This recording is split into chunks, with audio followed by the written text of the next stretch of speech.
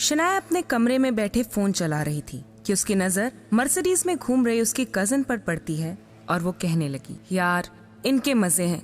न जाने क्या सोचकर मेरे पापा ने मेरी शादी इस 9 to 5 जॉब करने वाले आहान से करा दी। ये सुनकर आहान को बहुत बुरा लगता है और वो ऑफिस की जगह कार के शोरूम पहुंच जाता है। मुझे इस शोरूम की सबसे महंगी कार दिखाओ। भाई क्या मजाक कर रहे हो? तुम्हें देखकर तो लगता है जैसे कि साइकिल भी तुम इंस्टॉलमेंट में लोगे। जैसे ही उसने कार्ड स्वाइप करने के लिए हाथ आगे बढ़ाया तो उसकी नजर उस कार्ड पर लिखे उस नाम पर पड़ी और कांपती आवाज में कहने लगा, आहान सर आप यहाँ? आखिर कौन था ये आहान सिंह रायजादा और क्यों वो इतनी सिंपल जिंदगी जी रहा था? क्या होगा जब शनाया को पता चलेगा आहान की सच्चाई का? कार के शोरूम से आहान जैसे ही ऑफिस के लिए निकला तो उसने मोबाइल स्क्रीन पर देखा तो शगुन का फोन था। शगुन आहान की बीवी शनाया की कजन थी जो हमेशा ही आहान को नीचा दिखाती थी। क्या बात है जीजा जी, फोन नहीं उठा रहे हैं आप? अरे नहीं शगुन, मैं खैर ये सब छोड़ो, मेरा एक काम है। साहू ज्वेलर्स के पास मेरा एक नेकलेस पड़ा हुआ है, उसे लेकर तुरंत यहाँ आ जाइए। शगुन मुझे बैंक जाना है। अरे जीजा जी, ये बैंक जाने का तेवर आप किसको दिखा रहे हैं? पलना तो आपको हमारे टुकड़ों पर ही है, इसलिए ये बहाना बनाना छोड़िए और तुरंत ही यहाँ नेकलेस लेकर आ जाइए। और हाँ, वहाँ पे ज्वेलर्स आपको 30,000 रुपए भी देगा और उसमें से 1 रुपया भी गायब ना करवाना। देखो शगुन, एक बात तो यह है कि मैंने कभी चोरी नहीं की और दूसरी बात यह है ना कि तुम्हें मुझ पर अगर भरोसा नहीं ना तो तुम ये काम अपने किसी नौकर से क्यों नहीं करवाती? अरे जीजा जी, आप ये बात कब समझेंगे कि आपको इस घर में बोलने की इजाजत नहीं है और आप तुरंत यहाँ आ जाइए। इतना कहकर शगुन ने फोन काट दिया। आहान अपने मोबाइल को इस तरह घूर कर देखने लगा जैसे वो दुनिया की सबसे मनहूस चीज हो। आहान ज्वेलर के यहाँ से वापस घर आया जहाँ उसके लिए एक नई मुसीबत इंतजार कर रही थी। उसने सामने देखा तो उसकी सास यामिनी गिल अपने कुछ सहेलियों के साथ रमी पार्टी में व्यस्त थी। आहान उस तरफ से निकला ही था जब यामिनी जी की नजर उस पर पड़ गई। उन्होंने आहान को पुकारा, आहान यहाँ आओ जरा। आहान ने जैसे ही यामिनी जी की आवाज सुनी वो ठिठक गया। वो समझ गया कि अब कोई ना कोई नया बवाल होने वाला है। इनकी चप्पल टूट गई है, जाओ रिपेयर करवा लो और हाँ टाइम से आना वापस, क्योंकि उन्हें घर निकलना है। अरे यामिनी, तुम अपने दामाद से चप्पल बनवाने के लिए कह रही हो?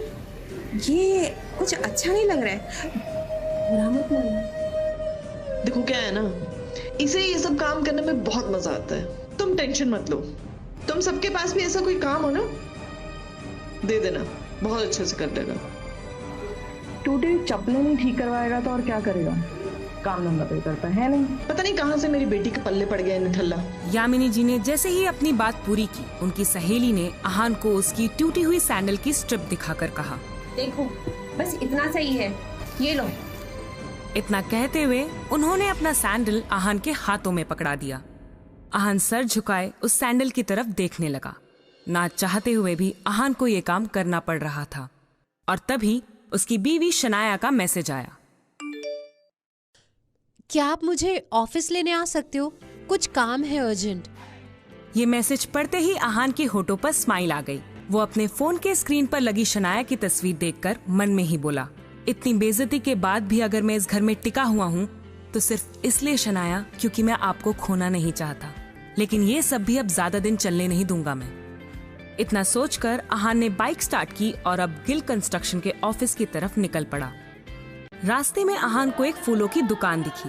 कुछ सोचकर उसने बाइक रोकी और अपना पर्स निकालकर देखने लगा। उसमें सिर्फ 500 का एक नोट पड़ा हुआ था। पैसे तो कम है पर कोई बात नहीं शना, आपके लिए तो इतना भी कम है। भैया एक अच्छा सा बुके बनाओ। और फिर उस पैसों से आहान ने शनाया के लिए फूलों का वो बुके ले लिया। उसने घूरकर उस सैंडल की तरफ देखा और कहा, सॉरी आंटी, आपका काम नहीं हो पाएगा। Thank you. आज वो पहली बार गिल कंस्ट्रक्शन के ऑफिस जा रहा था जो कंपनी गिल खानदान की थी।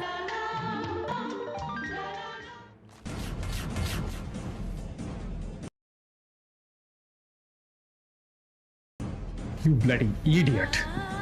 दिखाई नहीं देता है क्या तुम्हें? अंधे हो क्या? ऑफिस में खड़े रहने की औकात नहीं है तुम्हारी, और टहल तो ऐसे रहे हो जैसे तुम्हारे बाप का घर है। पता नहीं कहां से आ जाते हैं बेवकूफ इंसान।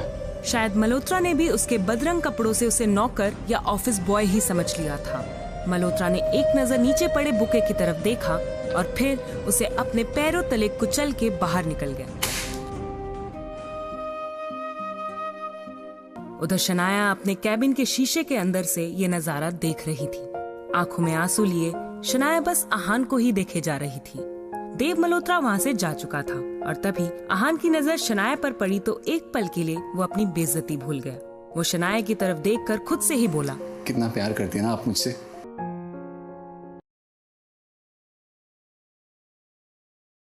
वो शनाया की तरफ बढ़ा और उसके आंसू पोंछते हुए बोला, शनाया अब जाने भी दो ना, आप क्यों टेंशन ले रही? जो भी कुछ हुआ मेरे साथ हुआ, जो बीत गई ना। दूर हटिए मुझसे, दूर हटिए मुझसे, दूर हटिए मुझसे। चले क्यों नहीं जाते हो मेरी जिंदगी से? नर्क बना रखी है मेरी जिंदगी। अरे पति नहीं हो आप, मेरे पापों की सजा हो आप मेरे लिए। आखिर चाहते क्या हो आप? मेरे पापा ने मेरी शादी आपसे जबरदस्ती करवाई है और उस गलती की सजा मैं आज तक झेल रही हूं। आप मेरे काबिल कभी नहीं थे। मुझे तो आज भी आपको अपना पति कहते हुए शर्म आती है। वो तो आज ड्राइवर नहीं था, इसलिए मैंने आपको बुलाया, पर मुझे क्या पता था कि मेरा महान पति इस लायक भी नहीं है।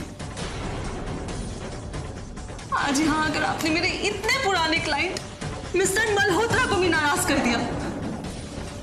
जहां भी जाती हूं सिवाय बेइज्जती के आप मुझे कुछ नहीं दे सकते। सिर्फ एक बदनुमा धब्बा बन के रह गए हो आप मेरी जिंदगी पर, सिर्फ एक धब्बा।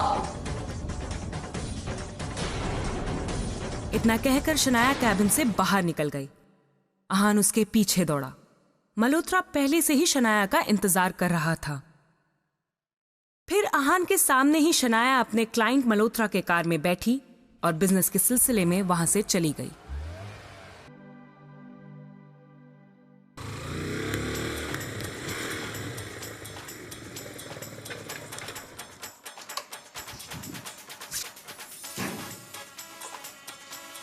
रास्ते में रुककर आहान ने थोड़ी शराब पी।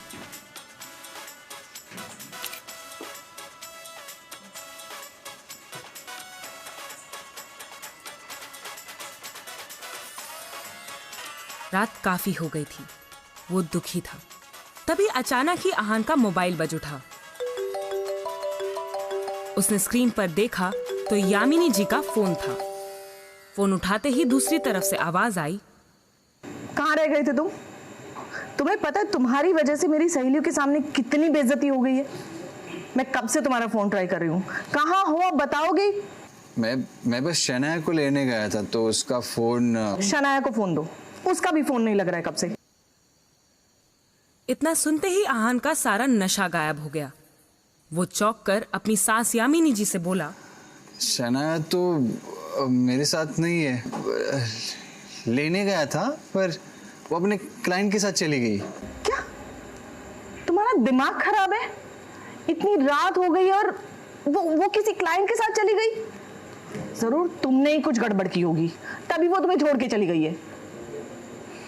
तुम अच्छे दामाद तो बन नहीं सकते हो, कम से कम अच्छे पति बन जाओ। अब जाओ, जाकर ढूंढो उसे। माँ जी। इतना कहकर यामिनी जी ने फोन काट दिया। माँ जी। आहान ने शनाया का नंबर डायल किया तो वो नहीं लग रहा था। कहाँ होगी शनाया इतनी देर रात? क्या आहान शनाया को ढूंढ पाएगा? क्या आहान उसके साथ कुछ गलत होने से रोक पाएगा? ये तो अगला एपिसोड सुनकर ही पता चलेगा। वीडियो में पूछे गए सवाल का जवाब जानने के लिए और आगे के एपिसोड को सुनने के लिए डिस्क्रिप्शन में दी गई लिंक पर क्लिक कीजिए। कमेंट करने वाले 10 लकी विनर्स को मिलेंगे 500 कॉइन्स। तो सुनते रहिए सीक्रेट अमीर ज़ादा, सिर्फ पॉकेट FM ऐप पर। Download now.